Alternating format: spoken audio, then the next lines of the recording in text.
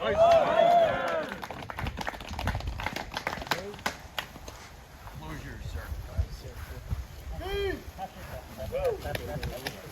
that shirt up. Shy, 38, Hyster. How do we know that without the abs? Or the nips. Yeah, I want to share something with you guys. It's been on my heart. Some of you guys from the east side know the story a little better than others. I was at a men's retreat with Young Life down in Oregon. Really cool speaker, oncologist, had this great quote. He said, you know, he's always the guy that gives bad news to people. An oncologist is telling people when they're going to die, basically. And he says, some people, when they get that bad news, they start dying right then and there. And other people, they start throwing a party. They're at peace with where they're at. 2 years ago today, 2 miles that way, my wife and I are holding our brand new baby girl, my first girl. Her name's Millie. And we knew something was wrong. Every week, going to the hospital, something wasn't right. My wife knew better than me, but we finally found out after an MRI that she had half her brain. Somehow she was born.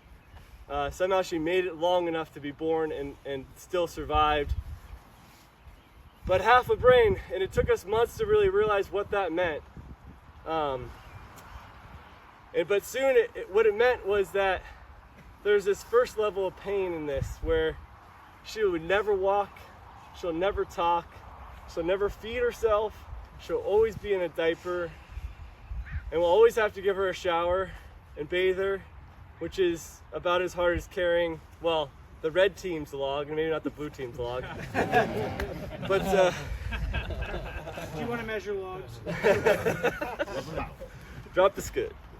Yeah, so there's a whole nother level of pain here too. It's the pain that my daughter has to go through.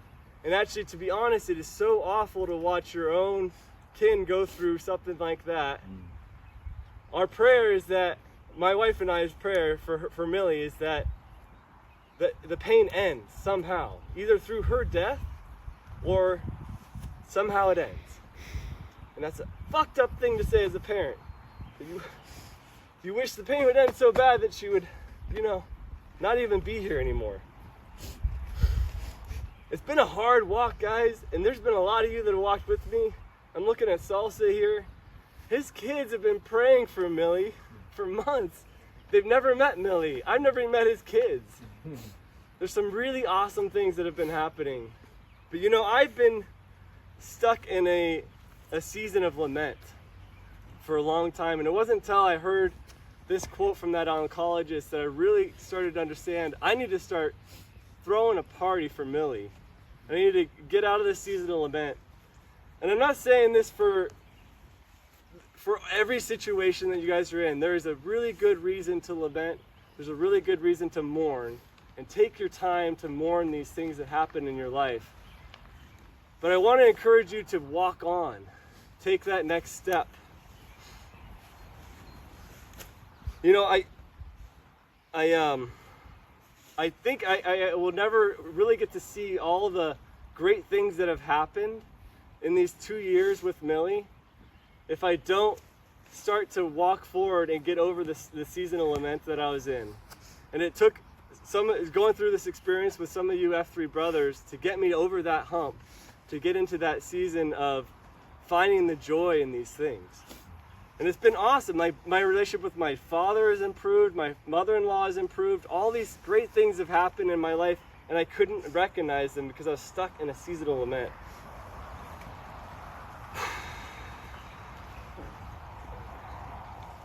I'm not out of the woodworks, guys.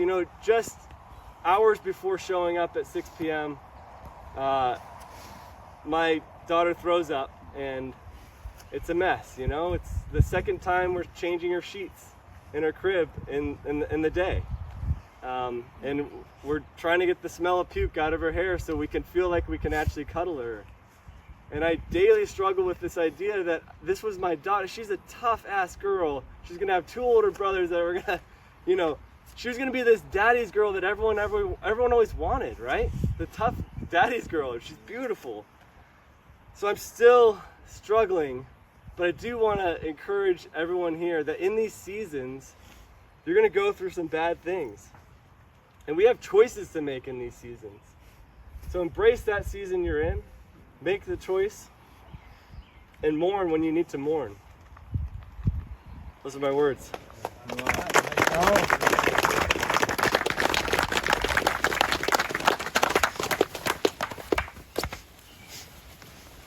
Welcome back to the Circles of Trust podcast. I got a Hyster in here.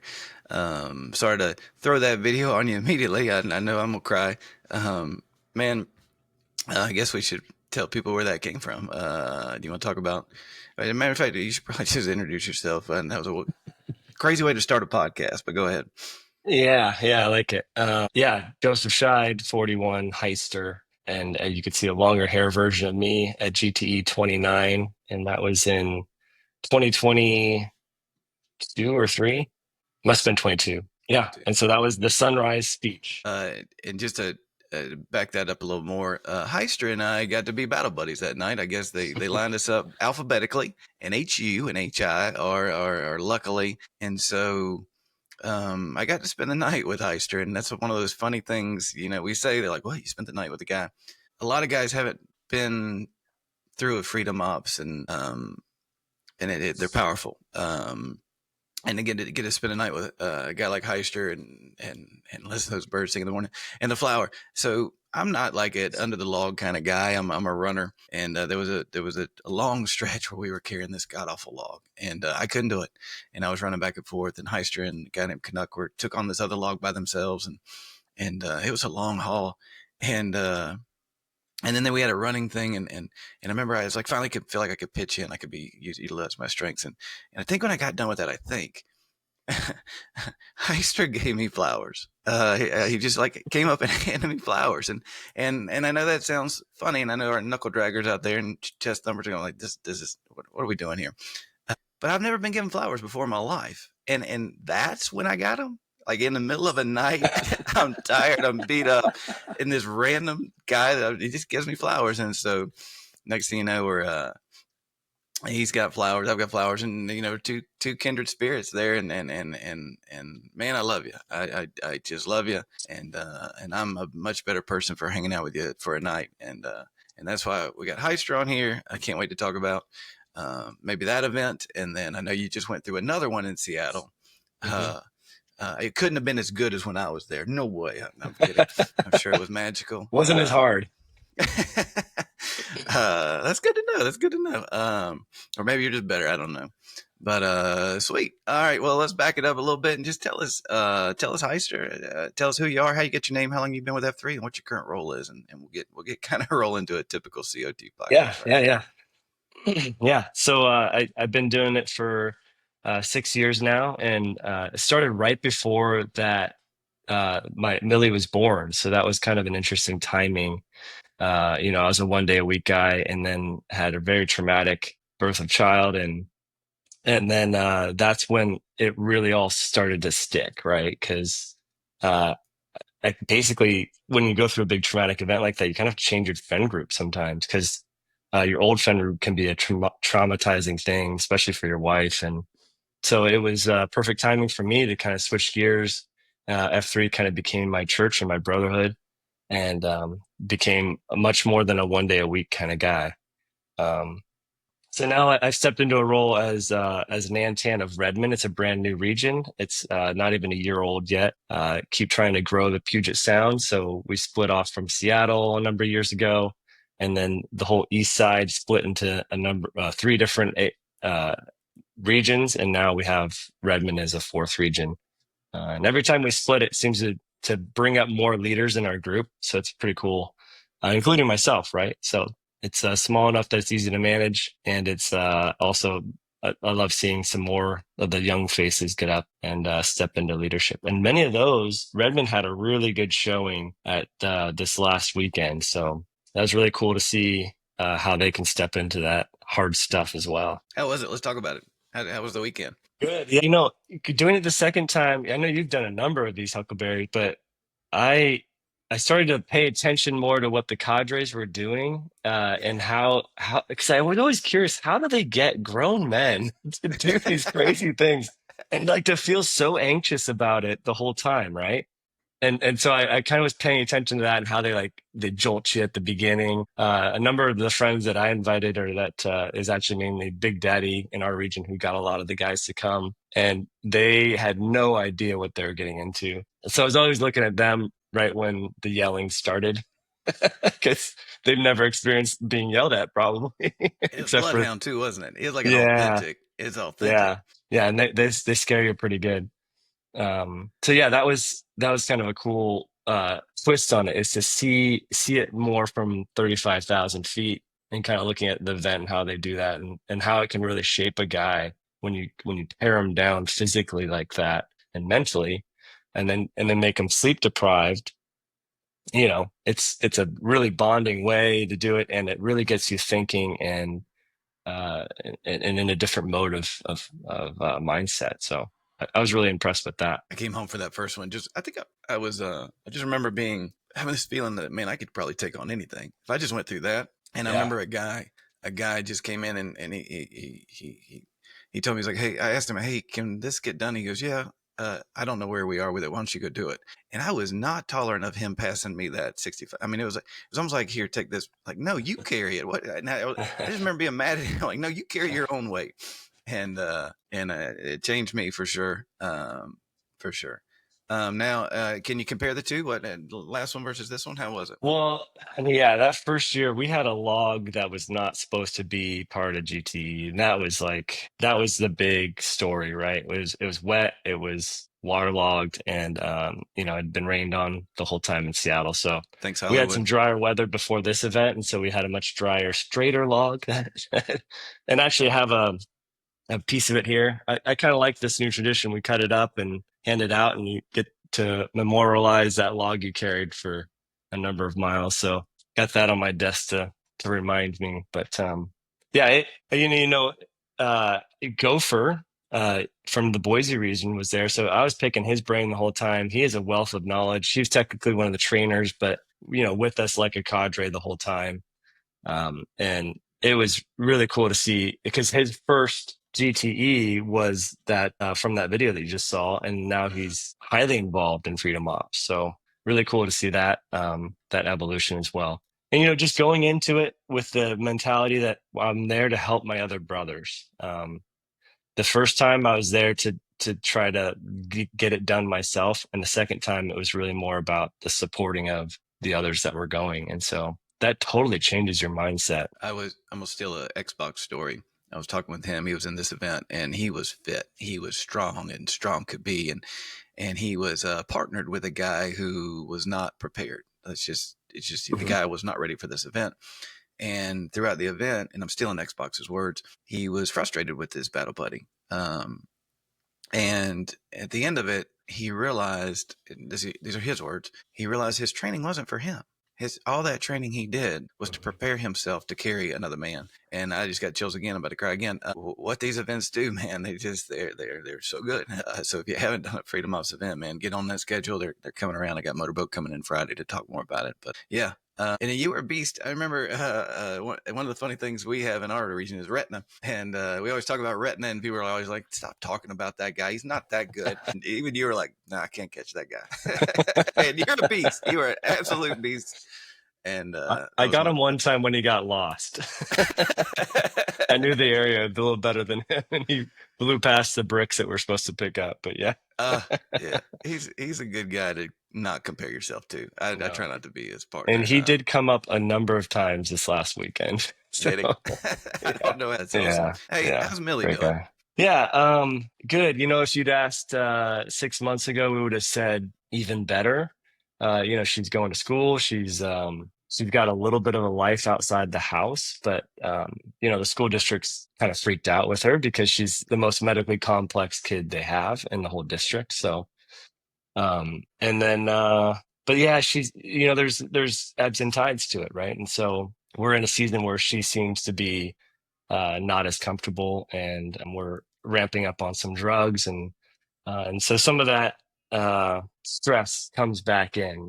There's nothing as stressful as one of your kids being in a lot of pain, right? And so we're just having to figure that part out. And it's always a new season because the other kids. So now we have 4 kids total. So the other kids are experiencing it as a fresh too. And so our 3-year-old's like, wait, what's going on with Millie? She never experienced some of this bad side, and so we're trying to not make that a traumatic thing for the other kids as well. So there's a lot of interesting things when you have like a special needs kids that you don't really realize. You don't realize the amazing angels that are out there in our society that take care of these kids, which is just awesome. I had no idea these bus drivers and the paras and the people that work, technically for the school district, but they're just doing it out of the goodness of their heart. And I had never seen that side of our world. So it really did make me feel like there's some angels on earth. And so that's a really cool thing to experience. Another thing is that, Millie will never be or achieve anything, right? And so we treat her totally different than the other 3 kids in that we don't try to push her to be anything. We just enjoy who she is when she's there. And I'm like, that's just so messed up that we don't just do that with all of our kids, right? Why don't we treat all of our kids like they don't have to become something, but we just enjoy who they are, where they are. And so there's some pretty cool lessons that I've learned having a disabled daughter. So Yeah. Yeah. One of the things, and I'm gonna ask you a question, and if you're not comfortable talking about it, one of the things that compelled me that night is your discussion about your relationship with church and your relationship with your and how those kind of evolved through this process. Do you mind sharing that? I yeah, know this was me and you talking in the middle of Seattle in yeah, the middle of the night, and no. now I'm throwing it out there to the world. Um, but it was Yeah, seems Gopher powerful. asked about that too, so that's interesting. And I blame it on my wife. Like she turned in towards me in that moment, and I think everyone's well aware of the divorce rate in a disabled world. 95%. Yeah, and so we broke those odds, and we became closer together somehow. Um, and yeah, I thank God for that every day. But it did affect our relationship with God and the church. I think that is something we're still trying to figure out. My wife was the worship leader at our church, and no longer feels like she can do that role. Her whole vision of who God is has changed through it. So that's a work in process. I don't know if I can tie that up in a nice, neat bow as far as what's going on there. And for me personally, I don't necessarily feel that different about God, but I do feel different about the communities that I'm in. And so that's where F3 just like jumped up to this higher level of intimacy and ability to speak into my life, and church didn't, right? And so I'm still trying to find a co-ed community that does that. But I think there's something special about this being men only that can share vulnerability. At the end of that video, you can see another F3 brother coming up, and what I had said spoke to him directly, right? He was in the exact, I don't want to call him out by name, but he was in the exact same scenario with his son. And so for us to be able to be candid with each other was huge. Yeah. Yeah. Can you talk a little bit more about how F3 has supported you? I think you said you started F3 prior to Millie being born, but what role has F3 served and just kind of help, or just being there by your side? I don't want to lead you down that path. Yeah. Yeah. I mean, my wife loves it because it gets rid of the extrovertedness in me, as she says. What's that So I mean? don't, well, like, an extrovert will come home and just want to like, go off and be extroverted with their family. And sometimes that's disruptive to her family, I guess. So she likes that I can get it out of my system and then come home and be calm. Yeah. I think Um, that might be me as well. That's interesting. yeah. And then I think there's a bond in it. Before F3, I would say that you had to get drunk with somebody before you could feel like you're really a friend with them. Yeah. But now you feel like you're 3 beers deep after a really hard workout at 5:30 in the morning. And so every day it feels like I'm having that same experience yeah, where we've almost gotten drunk together, but we haven't drank in anything. So it's cool. Yeah. And I guess my wife, there's been times where I'll just leave for the weekend and go to Sacramento or go to, and like you usually have to sell, hey honey, I got this thing. And she just looks at me and says, I think you need this. And she just sends me on out the door and so supportive. Yeah, I think that might be her mentality is this is good for me and go get it. M's are certainly a huge support of F3. I think a lot of guys, M's find F3 on Facebook and say, please go find some friends. Yeah, I know that happens. It's a great way to EH some of your guys. Some of our best EHs were the wives finding it and telling them about it. That was actually, the wife's perspective, your M's perspective in your life is something that was brought up by Gopher. And that how would she in the training session for Grow Rock, they you have a few hours there where you actually do sit down training on leadership principles um, and when you ask the question, how would you order your life? It's going to be a different answer than how your M would answer that question. And I think if we kind of think in that way, well, how would my M say that I do this? Because they have probably the best perspective looking at it from the outside, better than our own perspective of, well, this is what I want to be. So I like that. Let me ask you this. We are, our mission is to grow men. It's not to do all these other three things. It's for building better men. At some point in the top leadership, when are we going to invite women in here to say, hey, we need to build this dude that's going to exist 20 years from now? Can you give us some input? Is that something we should take a look at doing? Is that are we just building this ourselves? But I think that in perspective is great. And I know we all come in with it. But that's certainly a question we've had behind the scenes and discussions we've had behind the scenes of, we are truly building better men. Let's get all hands on deck with this. Oh man. Oh, all right. Whew. So how you been, man? How'd you get your name? Let's back up. Sorry. I skipped over. Yeah. It's all good. I sell forklift battery chargers for a living. And that was the one forklift brand. So you can see, it's not Hyster like I steal your stuff. It's Hyster, the forklift brand. Yeah, that's one thing. That? Huh? Does somebody know that the Hyster is a brand, or you just said I work for? Yeah, Hyster that's the forklift they drove around for their high school job. So that's how they knew it. Yeah. Well, and that's the crazy thing. I mean, the guy who invited me knew some stuff that he didn't bring up because just 3 months before my first posting, I blew myself up in a fireworks accident.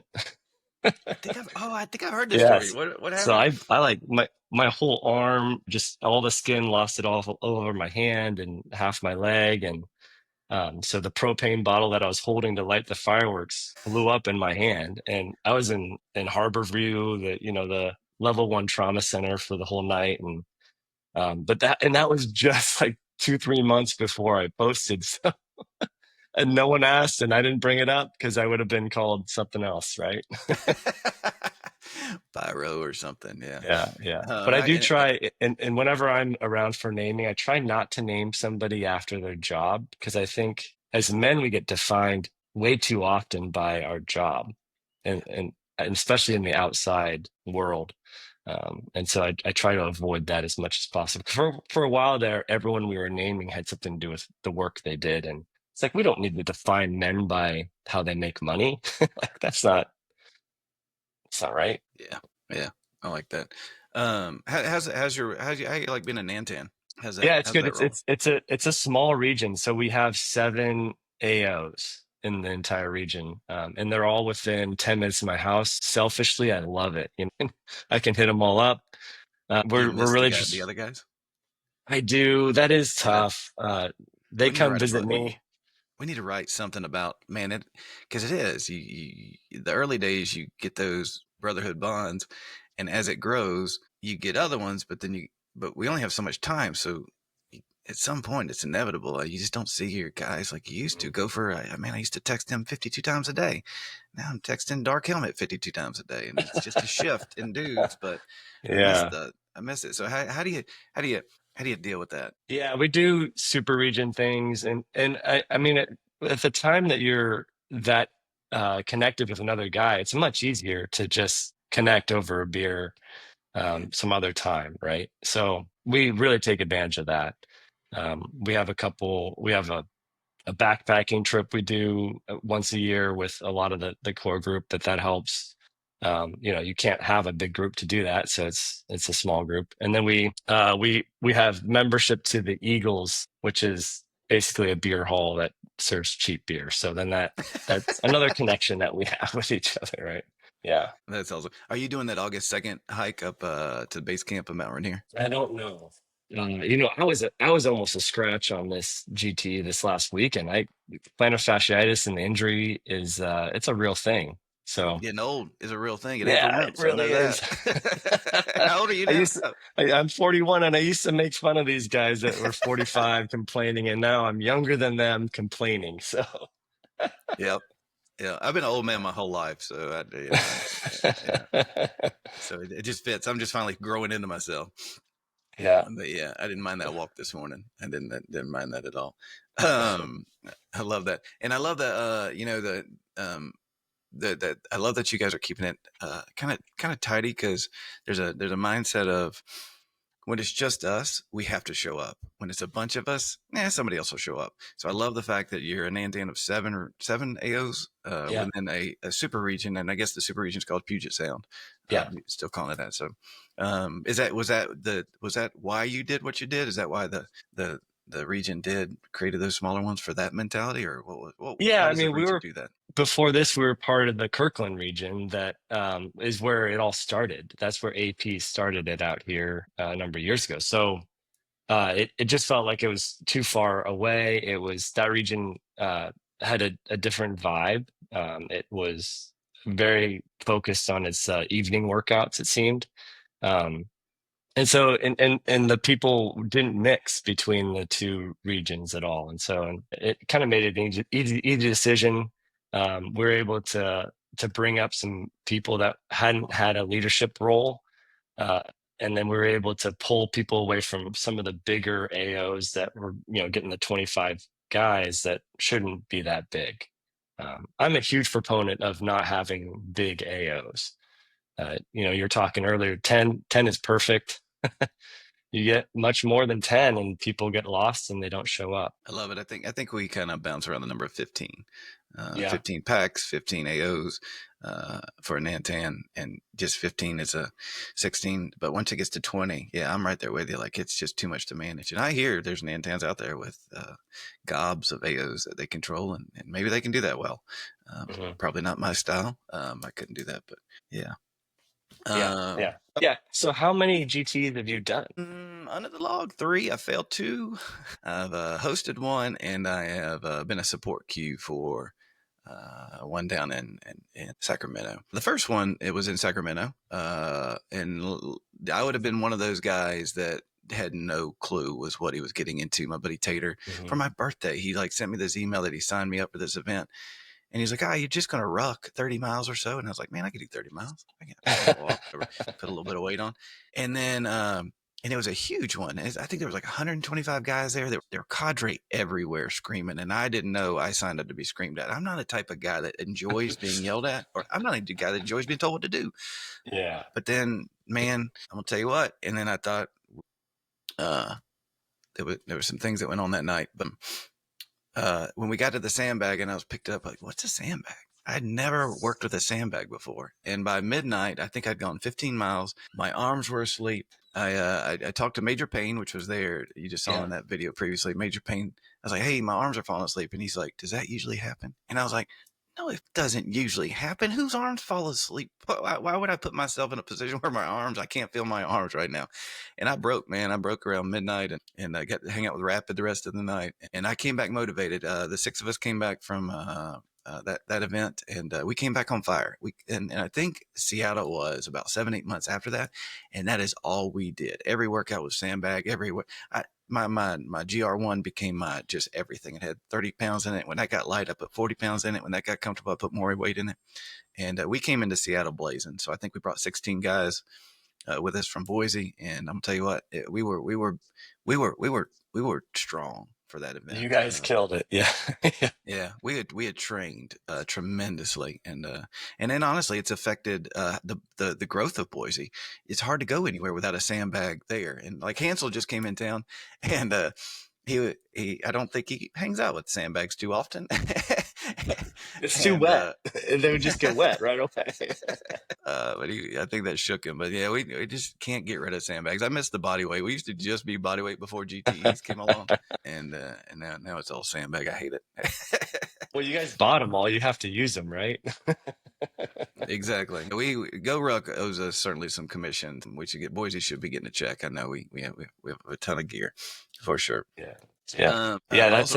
That is something that the training we probably could have done better. We started a whole AO that just we call it Mother Rucker, which is my favorite AO name, and we just ruck, right? But we didn't do a whole lot of other exercises with the ruck on. We probably should practice the burpee with the ruck on, because I think that first hour with all the exercises with the ruck just really banged up some of our guys early on. And the thing that gets me is when they throw you in the water and I cramp.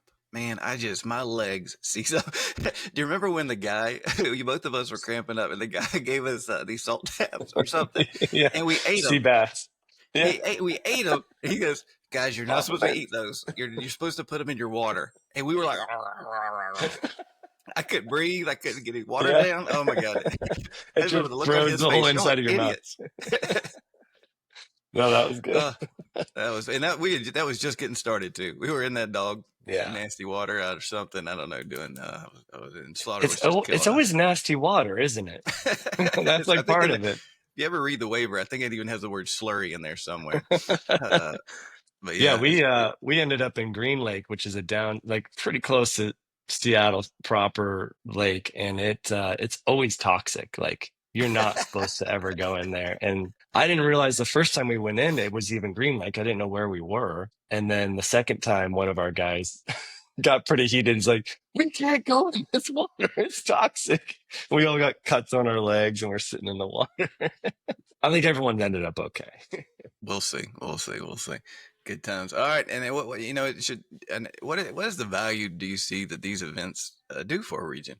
I think it's yet to be told, right? Gopher had a great saying. He's like, "I don't really care how you improve this next week or this next month. I want to see a trajectory in the next few years where you as men improve, and that your family can really feel it too, that they realize the benefit of what you've done."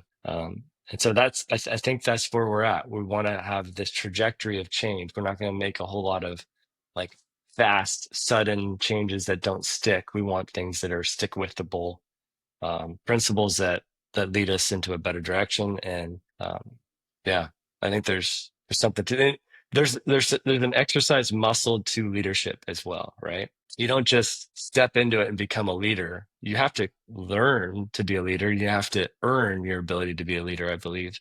I talked a bit of, are all men leaders in some way, right? Okay. Would you be mad at me if I said some men aren't leaders? Would you argue with me? Yeah, because it's not like the size of leadership that matters, right? The size of thing that they're leading. I think it's the state of mind of leadership. And no, not all men are leaders right now, and that's the problem. They can be leaders, but they choose not to be. Can you think of any examples? Oh, I mean, yeah. I mean, it's easy with this generation that's coming up in the workforce. You see them push off any kind of responsibility for fear of messing up. They're scared of, and so they sink themselves down they curl up into a ball. When hard things happen, they say no, and they move away from anything painful. And they don't dig in and do the hard work for fear of failing, I think, is a big one. And that's probably society's pressure pushing down onto these kids that are coming up. But I think I see it all the time in the workplace. And even guys showing up to AOs, you see them not ready to take on the next challenge, right? And so we got to exercise that muscle, get them used to it, take baby steps. I think one thing I also noticed this with the cadres, that you don't necessarily get the respect right away. You have to earn that, right? And so Bloodhound comes in and he earned our respect and the authority we gave him, um, by what he said and what he did, right? And so I think that's what we need to think about as leaders, is how we take these kids to a point where they earn it. Did we lose you? A UPS truck was going by outside. I was like, it's going. Oh, It's got, okay. it's got squeaky That's a brakes. cool mic So you got there, Huckleberry. You got some fancy equipment. I got cool kids who have cool stuff. That's all I got. I Ah, got nothing, but my kids have cool stuff. you're literally borrowing your kid's equipment in his snowboard room. Yes, we'll move on. I can't wait to have teenagers that I can borrow equipment from. It motivates me to buy. I'm like, so I was like, I need video editing software, and he's like, so it's going to require a big graphics card, and he's like, well, I want to play games. It's going to require a big graphics card. Oh, Can we share? And so he's in Germany right now. He's been in Germany for the last 3.5 weeks. 3.5 weeks. He comes home tomorrow, and we can't wait to give him all the love. I know he's had a great time, but I'm ready to get him back. But yes, I steal my kid's room and computer and whatever I want. good for you. Good for you. Hang my big dumb hat. And yeah, I don't touch those snowboards, man. They'll break me. I don't Yeah. fall down good. And that is nothing but falling down. So I stay away from that. I want to go back to something you said about fear. I do feel fear permeates the workforce. I feel like sometimes our criteria for success is keep it at our level. And if anything goes above our head, it's a failure. And people have learned that. People are using that strategy to know your place. And your boss is always like, why didn't you handle this better? Or just something like the way you should have handled it should have been kept at your level. Do you see that? I've kind of gotten over that. I think I've got enough, like what you call leadership muscles to say, hey man, this is who I am. This is how I handle things, and it's not going to work 100% of the time, which is why I need you to come in. Had a boss one time that said, I'm tired of cleaning up your messes. Mm.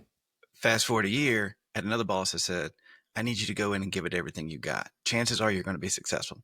If you're not successful, I'm going to come in and just do something different than you. It's not going to undercut you. It's not going to undermine you, but we're going to fix this together. And that team approach, man, it's just when you're working with a boss or a colleague or a teammate that compliments you, as opposed to constantly is ready to remind you of all the things you did wrong. And I think working with that particular boss allowed me to develop the confidence that I need, that I just go be you and go be you as hard as you can.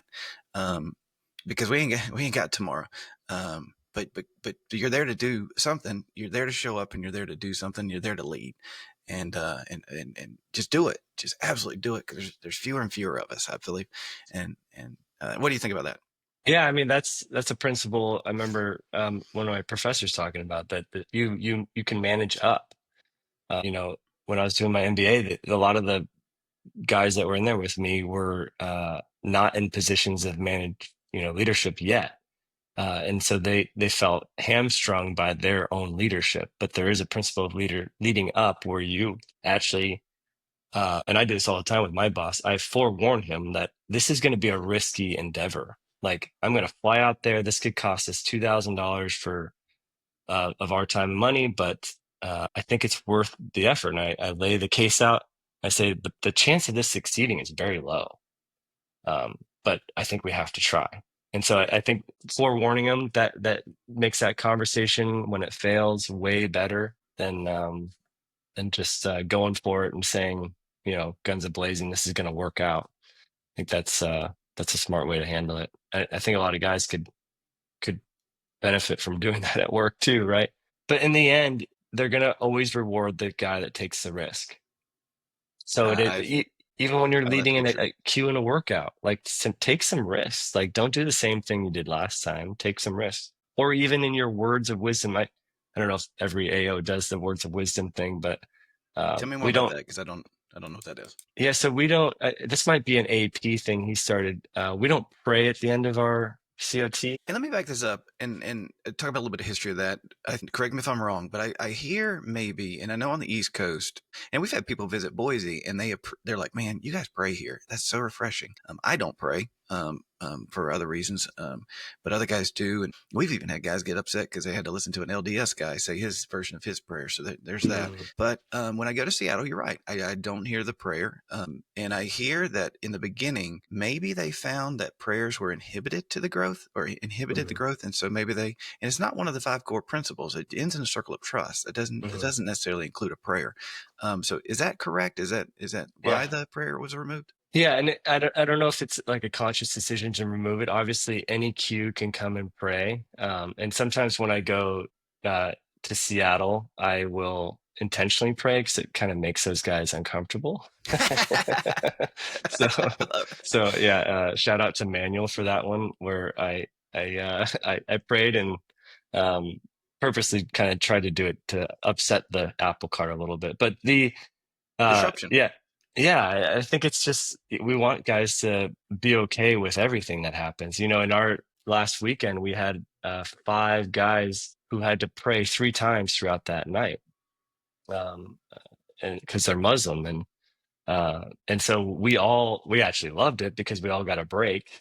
It worked out great for us. So we'd be in the middle of carrying a heavy log, and the cadres would stop everything and let these guys pray. So I think there is something to us realizing that we're all coming together from all different perspectives, and we gotta somehow make that work. And I think if we can do that as the microcosm of F3, think of how cool that'd be for our nation if we can all just realize these things that are pulling us apart are not worth it. We need to be thinking more about things that bring us together. But yeah, the words of wisdom thing, my take on that is that instead of just reading some quote and leaving it at that, it's got to be personal. And that's where I think you can take some real risks. If you don't share something personal enough about yourself at the end of the workout where you feel a little dirty, like that morning after effect. I've never actually had that, but like you feel like you've overshared. You're like a little bit embarrassed about how much you've shared. That's when you know you've done enough, right? What if we all did that? We shared so much embarrassing stuff about ourselves that we felt a little embarrassed about it. I think it would just raise the bar of the community that we have in F3. I call it the push. Like I push really hard, and I really try to give everything, every moment, everything I have. Whether it just I'm a culmination of all my previous experiences, and I just want to use all that to.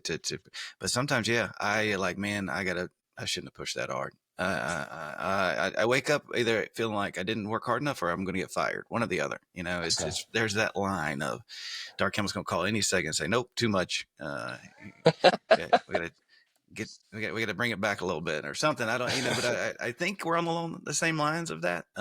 Because it is hard. And then being a father, we push and all as we father as best we can, but at the end of the day, like it's still not good enough.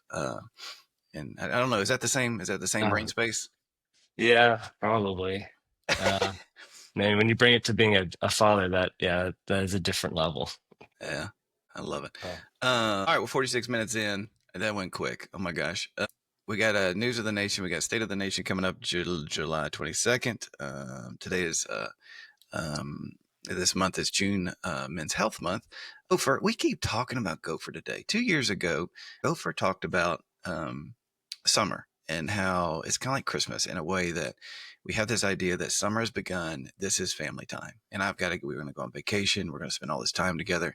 And next thing you know, and I know y'all schools just let out, but it's June 25th. Summer's half over. And you start to panic a little bit. And that anxiety of, have we done enough? We're about to lose this free time with our family again. And do you ever have that sense? Do you ever feel that? Oh yeah. That Paper Cut and Animal and over in our region have a podcast, Middle-Aged and Miserable. And I've been listening to it. And basically they're taking a bunch of principles that they've learned and kind of putting them in a nice, fancy British accent. Great podcast. And they actually talk about this, like count up the number of summers you have left with your kids, right? So if you have a 10-year-old, you got 8 summers left before they're out of the house. And so that really, 8 summers, like that's 8 backpacking trips or 8 camping. So like whatever you do once a summer, you all of a sudden have this limited time left. And that's assuming your 17-year-old wants to still hang out with you.